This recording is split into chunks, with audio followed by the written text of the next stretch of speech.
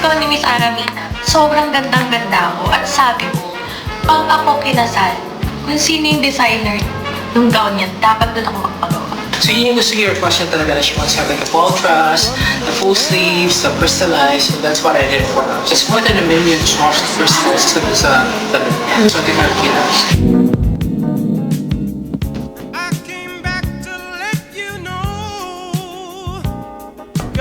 Like 3 months to create the dress and then 30 na katao ko nagtatrabaho. 30. Yes, 30 people, including me.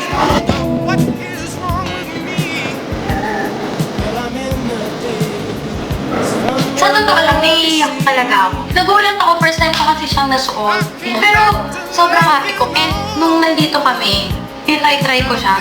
Sa dami ng bato doon, hindi ko na alam kung hindi pa siya matiyak at saka masilaw. Kung hindi siya masilaw-silaw doon, ewan ko na kung ano pang kulang.